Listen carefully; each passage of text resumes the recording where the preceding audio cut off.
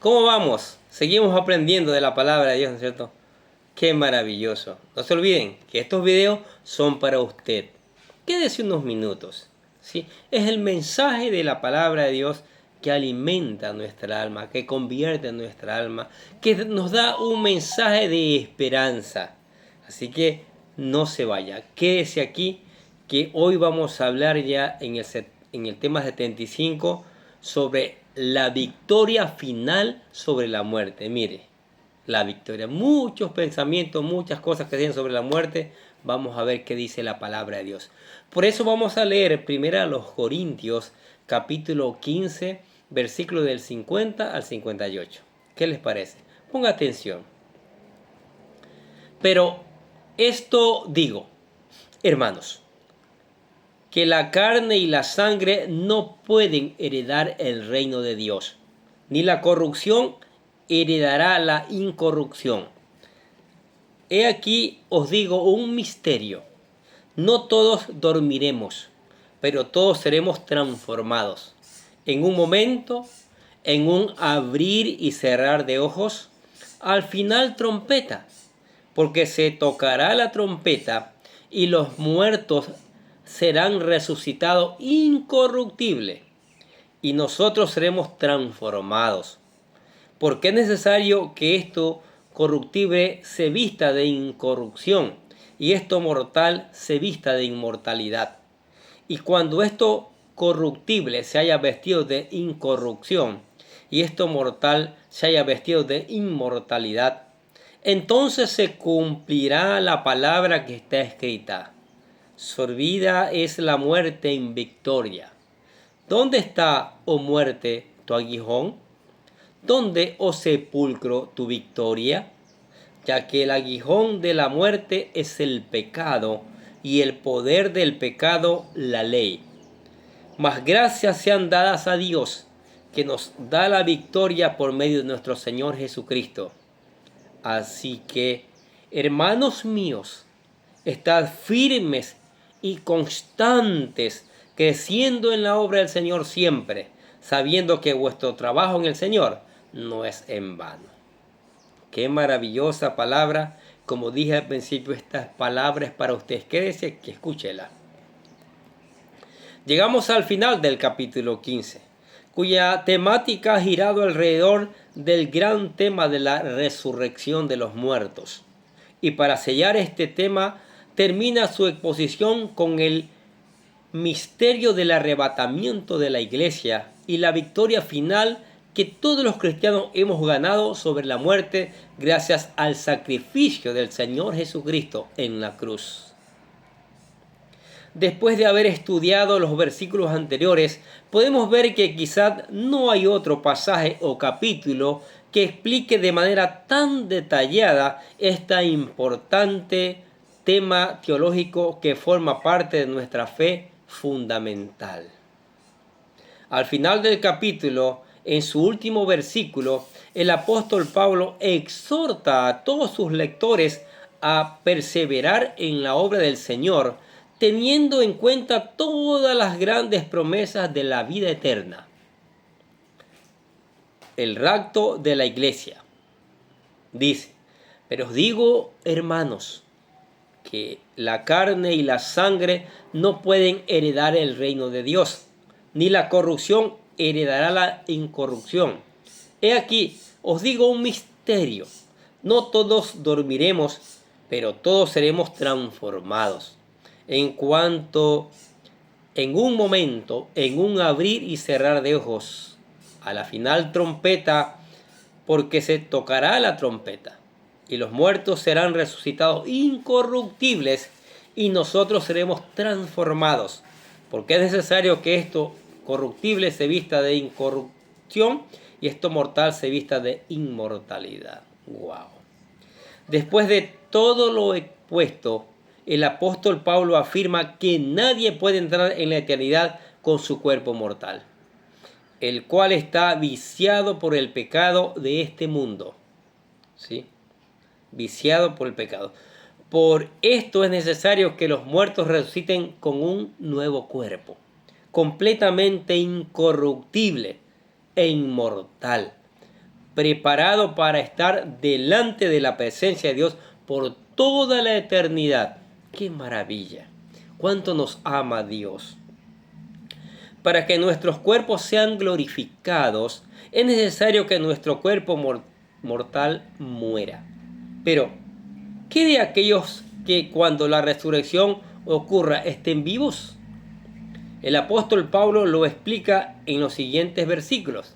Dice: He aquí os digo un misterio. No todos dormiremos, pero todos seremos transformados. En un momento, en un abrir y cerrar de ojos, a la final trompeta, porque se tocará la trompeta, y los muertos serán resucitados incorruptibles, y nosotros seremos transformados. Porque es necesario que esto corruptible se vista de incorrupción, y esto mortal se vista de inmortalidad. Aquí el apóstol Pablo hace referencia al rapto de la iglesia y lo presenta como un misterio, es decir, una verdad bíblica que antes estaba oculta al entendimiento del ser humano, pero que ahora, gracias al Espíritu Santo, podemos comprenderla en estos postreros tiempos. ¿Qué les parece? Realmente el apóstol Pablo fue el precursor de esta doctrina del arrebatamiento, y en su primera carta a los tesalonicenses nos las presenta por primera vez. Dice: Tampoco queremos, hermanos, que ignoréis acerca de los que duermen, para que no os entristezcáis como los otros que no tienen esperanza. Porque si creemos que Jesús murió y resucitó, así también traerá Dios con Jesús a los que durmieron en él. Por lo cual os decimos en palabra del Señor, que nosotros que vivimos, que habremos quedado hasta la venida del Señor, no precederemos a los que durmieron.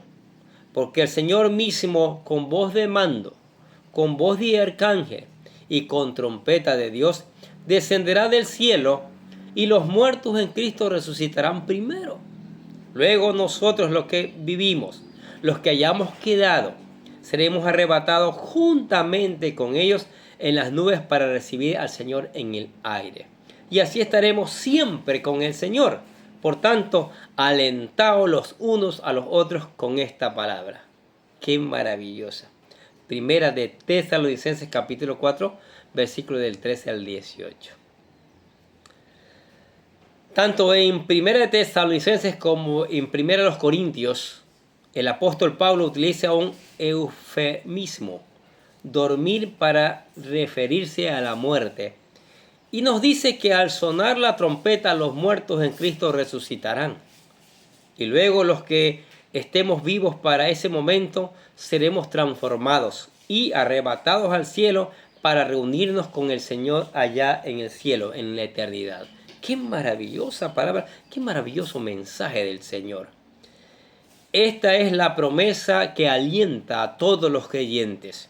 El saber que un día seremos resucitados para estar delante del Señor por toda la eternidad, con un cuerpo completamente nuevo. Y aquellos que aún estemos vivos seremos transformados. Por eso dice: y los muertos serán resucitados incorruptibles, y nosotros seremos transformados, porque es necesario que esto corruptible se vista de incorrupción y esto mortal se vista de inmortalidad. Ahora, la victoria final sobre la muerte. Conociendo todas estas grandes promesas gloriosas, el apóstol Pablo no tiene más que irrumpir con gran júbilo exclamando: sorbida es la muerte en victoria. ¿Dónde está, oh muerte, tu aguijón? ¿Dónde está, oh sepulcro, tu victoria? Durante generaciones la muerte se había enseñoreado sobre todos los seres humanos. Incluso el mismo refrán humano de hoy en día hacía alusión a este hecho: para todo hay solución, menos para la muerte. Pero qué bueno es saber que en el cristianismo aún la muerte tiene solución. ¿Qué les parece? Y esta solución es Cristo mismo, ya que a través de su victoria en la cruz del Calvario derrotó a Satanás y su imperio de la muerte, de tal forma que hoy todos aquellos que por la fe alcancemos salvación y perdón de pecados. La muerte ya no tiene más señorío sobre nosotros. Qué maravilloso saberlo. Viviremos por la eternidad con el Señor Jesucristo. El apóstol Pablo aclara que el aguijón de la muerte es el pecado y el poder del pecado es la ley, ya que ésta establece el juicio sobre los transgresores. Pero hoy en día, gracias a Cristo Jesús, podemos vencer el pecado y no estar más condenados a un destino inexorable. Por eso dice, ya que el aguijón de la muerte es el pecado y el poder del pecado la ley. Mas gracias sean dadas a Dios que nos da la victoria por medio de nuestro Señor Jesucristo. Gloria a Dios. Considerando todo esto, bendito Dios que nos da la victoria final sobre la muerte gracias a nuestro Señor Jesucristo. Y allí viene una exhortación final que dice, así que hermanos míos amados, estad firmes y constantes, creciendo en la obra del Señor siempre, sabiendo que nuestro trabajo en el Señor no es en vano. Por eso finalmente el apóstol Pablo exhorta a todos sus lectores a que no desmayen, sino que se mantengan firmes y constantes en la vida cristiana, ya que estaba consciente de las diferentes pruebas y dificultades que se presentan en la vida cristiana. Si hay algo que resulta muy difícil en la vida cristiana, es el mantenerse firme y constante, ya que con el paso del tiempo, las mismas pruebas y tentaciones pueden desgastarnos y apartarnos del propósito de Dios. Pero cuando las pruebas de la vida arrecian, el apóstol Pablo nos pide que no retrocedamos, sino que sigamos avanzando, recordando que todas estas promesas de la resurrección y la vida eterna, que crezcamos en la obra del Señor siempre, porque jamás nuestro Señor trabajó en vano. Es totalmente verdad la resurrección. Por eso dice, así que hermanos míos amados, estad firmes y constantes, creciendo en la obra del Señor siempre, sabiendo que vuestro trabajo en el Señor no es en vano. Gloria a Dios, qué maravilla. Dice usted, yo quiero estar en esa obra del Señor firme y constante, creciendo cada día. ¡Wow! Maravilloso. Pero primero tiene que reconocer a Jesucristo como su Señor y Salvador. Tiene que aceptarlo, invitarlo a su corazón y a su vida para que haga una transformación especial.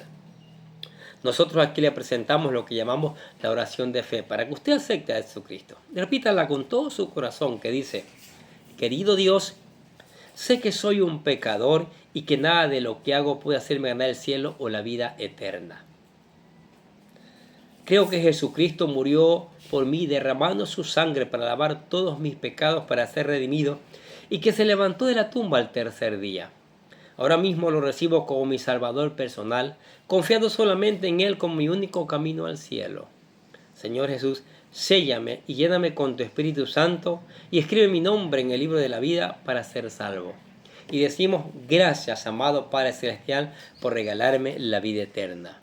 ¿Aceptó a Cristo? ¡Wow! Maravilloso. Lo bendecimos, lo felicitamos.